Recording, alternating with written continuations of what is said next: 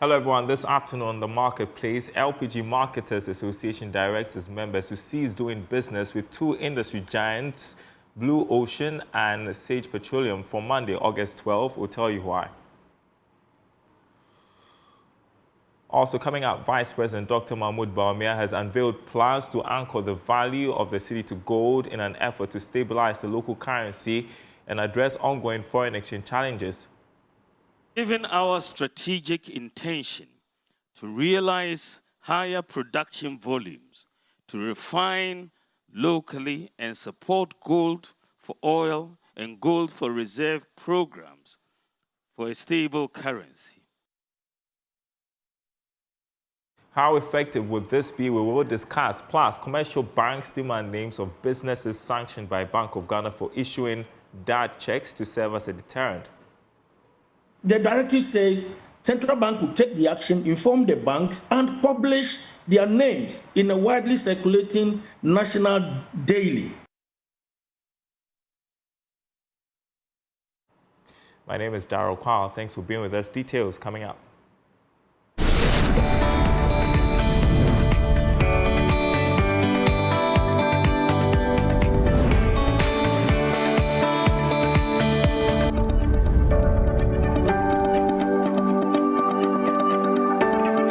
And thanks for staying with us, everyone. We begin with this story unfolding. LPG Marketers Association has directed its members to cease doing business with two industry giants, Blue Ocean and Sage Petroleum, from Monday, August 12.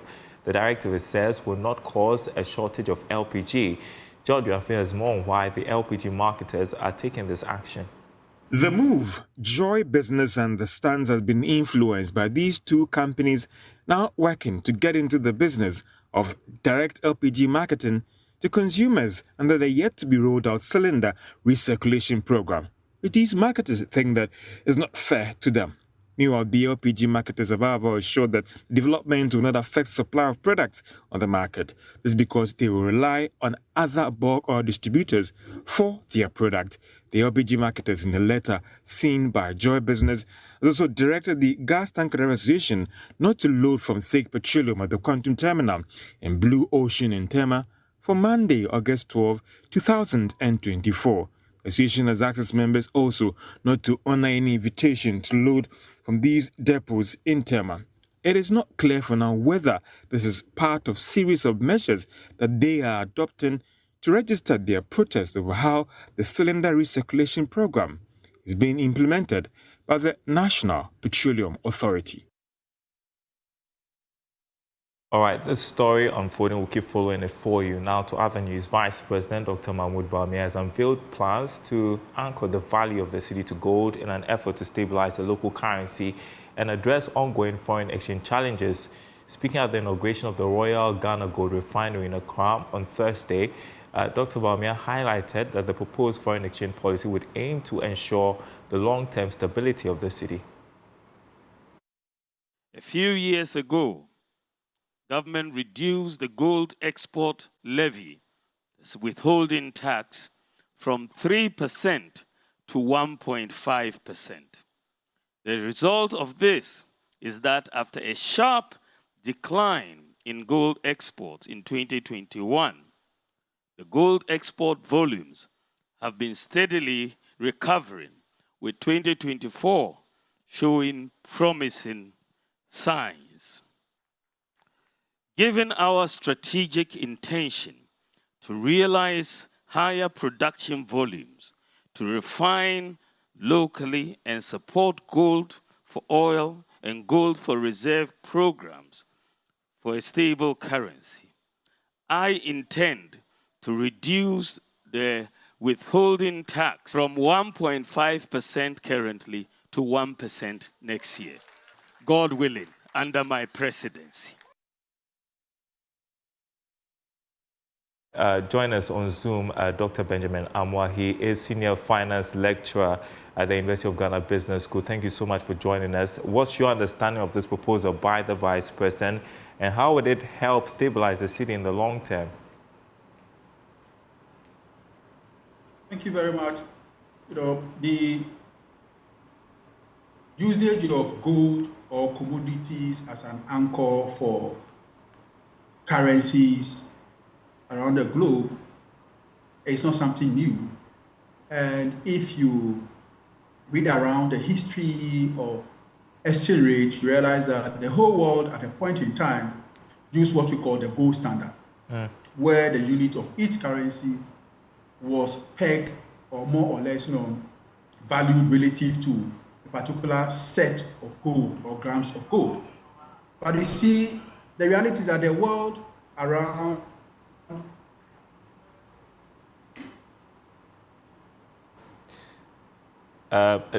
Dr. Ben, all right. I think what we now call the flexible or floating exchange rate regime. So for us to now be moving to the gold again as an anchor to give value to our currency, indirectly we are moving to the fixed exchange rate regime. And if you remember, the fixed exchange rate regime was a system that we had in the early 80s, and we had to abandon it for the managed float system that we currently have, where periodically Bank of Ghana will come in to auction dollars onto the market to stabilize the currency. So what the Vice President is proposing, if I understand him very well, is that when we demand Forex, then the amount of Forex that we demand will pass on to BOG. BOG will then use the equivalent to purchase gold, and they'll be giving the Forex equivalent. BOG now has the store of the gold. And because gold is always in high demand, as and when we need Forex, BOG can use the Forex or the gold to give us the Forex. Don't forget that we currently use the hard currency, the dollar, the euro, and the pound as our international reserves. So the gold will now come in to increase the diversification of the pool of assets that we have to back the local currency. But you see, when you use such a system, what will happen to our current monetary policy inflation targeting framework? And what will be the role of Bank of Ghana as far as monetary policy is concerned? We need to be thinking about that. We also need to be thinking about the environmental concern that has got to do with gold. Because in many instances, these gold are not what I would call green gold. Green gold in the sense that they may not have been mined in a sustainable manner. And if you are going to purchase this gold just because you want to maintain the value of your currency, if you don't manage the environmental aspect of it very well, you will end up shortchanging your environment as you work on the stability of your currency. So we need to have a better understanding to the policy, and then we can interrogate it further. And also makes you wonder, because I mean the fundamental problem with the cedi is also because we are importing more than exporting, and so it makes you wonder if this really is a long-term solution to the cedi's challenges. You're absolutely right, because again, if the fundamentals are not so good, it becomes very difficult to pick one policy and then try to plug in that one policy and hope that just by virtue of that particular single policy, all the other fundamental indicators will work. Like you rightly said, import is a major problem. And that import has been triggered because of inflation. Inflation has been one of our biggest problems as a country. Because inflation is increasing or has been increasing, price levels in Ghana is simply high. So what are we looking for? We're looking for perfect substitute that will come in cheap. And the perfect substitute that will come in cheap means that we have to pay hard currency for the perfect substitute. Definitely, if you don't get your inflation under control, you will always have to go for the hard currency, the dollar. And so until, like we rightly said, we deal with the fundamental issues of import, some of these policies may come, but they will not give us the needed, result, so we can have good control over the value of our currency. Dr. Mao, I just want your take on one more issue. It's been a week since the Bank of Ghana directed that Forex bureaus insist on the use of Ghana card for transactions. We've been hearing from Dr. Akwaculture, who is Vice President of the Association of Forex Bureau Operators. He says business is slow. Just take a listen. I'll pick your thoughts afterwards. And gradually our people are compliant. We are compliant. Okay? So that is not an issue. It's not a big issue to solve what is happening, the issue you are discussing. Okay. Okay. The issue the Forex Bureau we contribute less than 2% of so we are not, whoever blames us is wrong. Totally not getting it right. You see, I keep saying that, remember that the Forex Bureaus are profit-oriented institutions. Okay? And this particular policy that has come, it has slowed down business.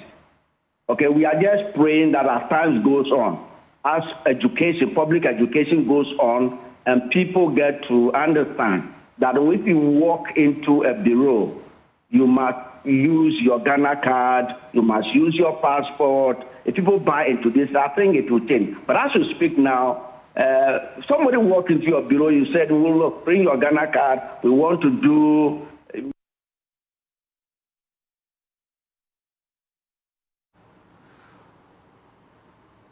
All right, so that was Dr. Alex Akpabli speaking on PM Express Business Edition last night. Your thoughts on his concerns? Yeah, his concerns are to be expected, because for a policy directive like this, you will expect the market to react. So in the short term, the market is reacting by the low surge in demand for dollars from their point of view.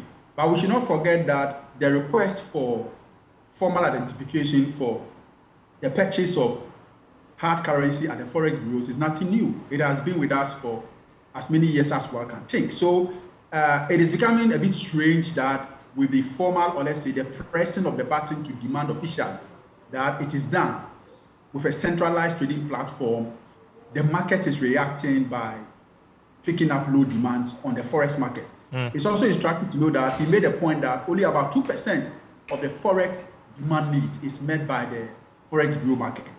So if we are to go by that number, we have about 98% of the demand for Forex not going through that channel. The question is, how much is the banks, the official banks, supplying? How much is the Forex broker supplying? So that we'll be able to gauge, in a extent, how much the black market is filling in that gap. Because the black market will always give you the true value of the currency. Because when the official market rate is significantly different from the actual rate, then the black market will come in to fill that difference. So we need to be knowing what exactly the percentage supplies are, so we'll have an idea of where the filling is coming in, and then we can tackle it and tackle it very well. All right, Dr. Benjamin Amwa, Senior Finance Lecturer, University of Ghana Business School. Appreciate your time with us. Enjoy your weekend. Thank you so much.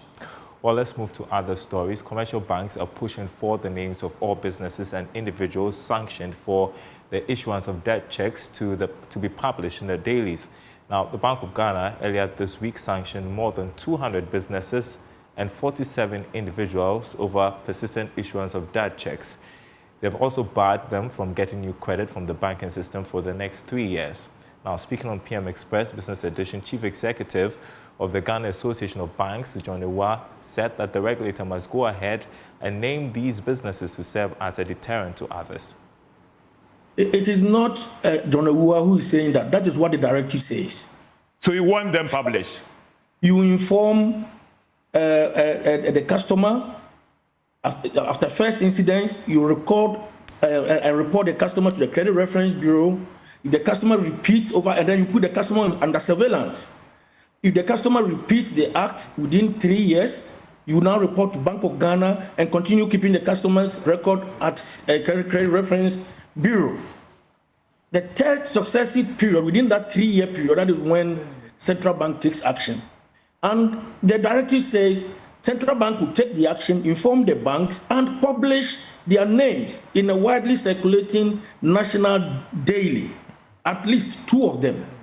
And there is an important component that goes with that requirement. It is to set an example for others who potentially may be considering using checks as a financial instrument that they do not really trust, that it will maybe settle, but they go ahead to issue because they are in the interim maybe cash trap, or they want to just benefit from a certain business relationship when they know they do not have the funds to authenticate or clear or give value to those checks.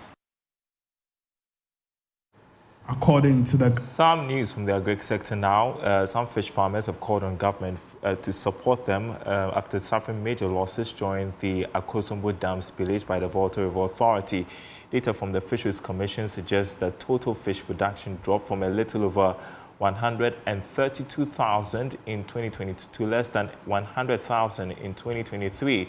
Chief Executive of the Chamber of Aquaculture Ghana, Jacob Ajika, says that technical and credit support will be needed to assist affected fish farmers. He spoke at a breakfast forum organized by the Israeli Economic and Trade Mission to Ghana to support the growth of aquaculture.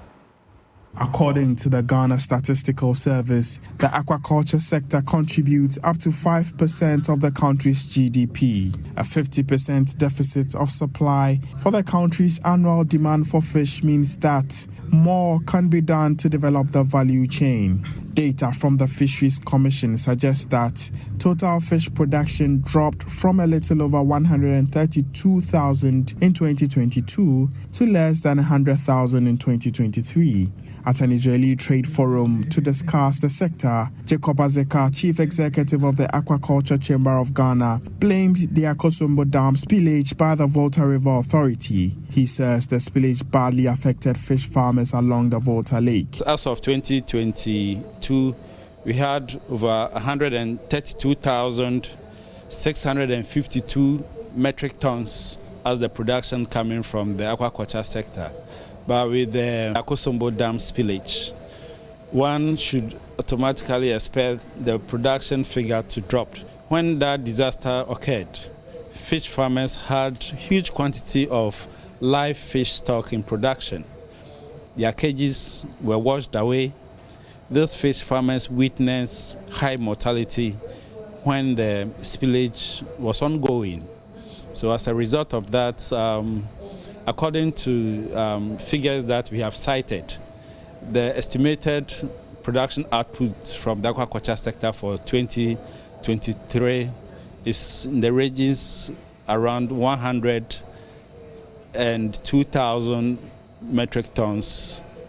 That is the figures that we have seen, although this is yet to be published. Azeka called on government to support fish farmers along the Volta Lake. I must confirm that as of now, most farmers who were affected couldn't come back into the aquaculture sector. They have collapsed. And most of these fish farmers are still waiting for some support from the aquaculture stakeholders, specifically from the Fisheries Commission and the Ministry of Fisheries and Aquaculture Development, to kickstart their business again. Meanwhile, Deputy Head of Mission of the Israeli Embassy to Ghana, Aviel Avram, noted that Israel is committed to supporting Ghana's aquaculture sector through partnerships. And I'm so glad that we can come, including to Ghana, to promote and to bring our added value in this industry. And I think together, I mean, the knowledge and the technologies Israeli companies have can share together with the ecosystem that Ghanaian, this beautiful land of opportunities and many initiatives. The breakfast meeting organized by the Israeli Economic and Trade Mission to Ghana is aimed at building partnerships to support the growth of aquaculture in Ghana.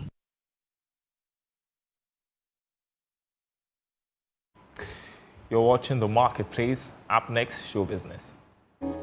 All right, welcome to another edition of Show Business on The Marketplace. Let's lighten up the conversation a bit. Today, we want to focus on cross-industry collaborations between show business and other sectors, whether it's partnerships with technology, fashion, and even agriculture.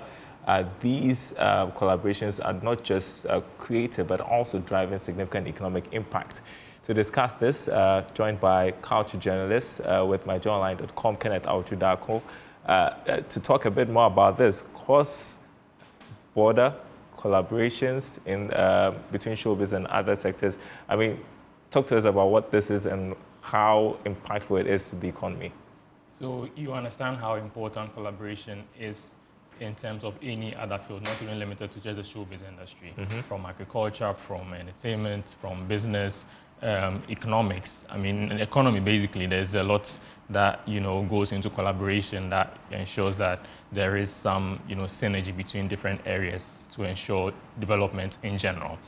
And in entertainment, that is no different. There are collaborations that go on sometimes in the forefront, sometimes in the back end of things that make some of these activities, successful. For instance, when you come to the collaboration between like the music industry and the fashion industry and the film industry, they are very intertwined in the way they conduct their activities. For instance, if a fashion line decides to collaborate with a musician or a music sector player to organize, for instance, fashion shows, amongst other things, they have a way of sharing ideas or sharing creative elements that ensures that both of them come out with a win-win situation. So if, for example, a fashion brand collaborates with a musician, they can find a way to create, and I'm using just an example, a fashion line for a particular artist, and then that's exclusive, and then the fans of that particular artist is able to, are gravitating towards that particular product, and that gives the artist some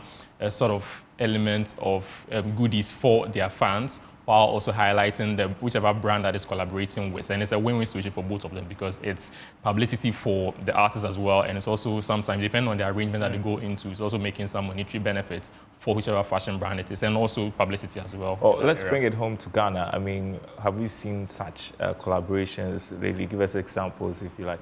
So there are, right now, when it comes to fashion specifically, fashion and music, there are many collaborations that are going on right now. There is there's a brand called Ripe Organic that is partnering different musicians, including Kuju Q and all those Ghanaian artists locally to make sure that their brand is out there while promoting the music and the product that whichever artist is also selling to the world. And that's just one example. There's also the likes of Free the Youth.